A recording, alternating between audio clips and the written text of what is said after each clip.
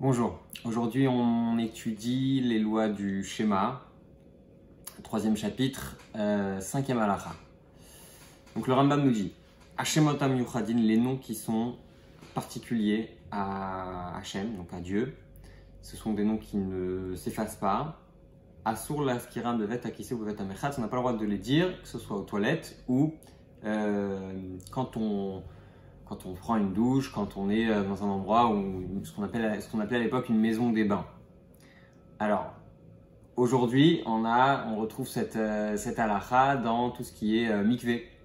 Quand on va au mikvé, est-ce qu'on a le droit de dire le nom de Dieu? On n'a pas le droit.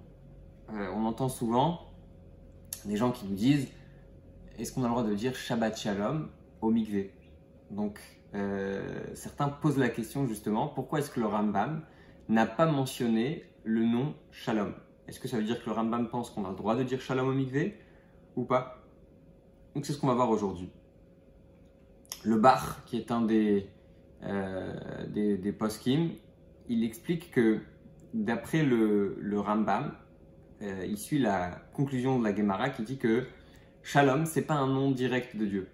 Et c'est la raison pour laquelle en fait, ça vient juste décrire ce que Dieu est. Dieu, il est pour la paix. Mais il n'est pas, le shalom, c'est pas un nom de Dieu, c'est juste expliquer ce que Dieu fait. Et donc, d'après cette conclusion de la Gemara, on aurait le droit de dire shalom dans un mikvé. Donc, Shabbat Shalom. Le Pri Hadash, il amène ce que Rabbi Yochanan, parce que la Gemara dans Masechet Brachot, elle amène des conseils sur comment se débarrasser du Yetzer Hara. Et une des choses, c'est de dire qu'il faut absolument être bien avec chacun, etc. Il faut toujours dire bonjour, etc. Puisque, comme on sait dans le Pirkei Avot, c'est écrit celui qui est aimé par les gens qui l'entourent, eh bien, il est aimé du bon Dieu.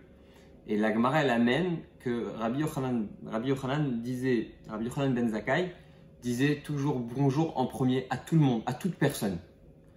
Et la question qu'on se pose, c'est, une seconde, s'il disait à tout le monde, à toute personne, c'est-à-dire qu'il disait le nom de Dieu à n'importe qui en fait. Et la question qu'on pourrait se poser, c'est si c'est un nom de Dieu, comment il pouvait se permettre de le dire à n'importe qui? La conclusion, c'est de dire qu'en réalité, c'est pas un nom de Dieu. Et même si d'après certains, par exemple Tosfot, il dit que on n'a pas le droit de dire Shalom, puisque pour lui c'est un des noms de Dieu.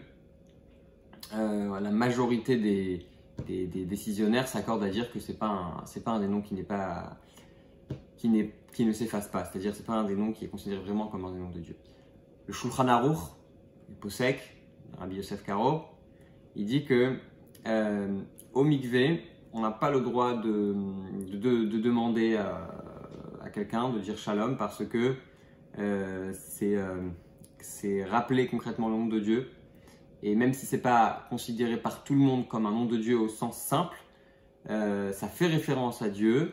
Et c'est pour ça qu'il ne faut pas le dire au mikvé. Donc concrètement, la halakha, c'est que quand on va au mikvé, on n'a pas le droit de dire Shalom. Donc on préférera dire par exemple Bon Shabbat ou Good Shabbos pour ceux qui ont l'habitude de le dire, et bien sûr éviter de dire Shabbat Shalom.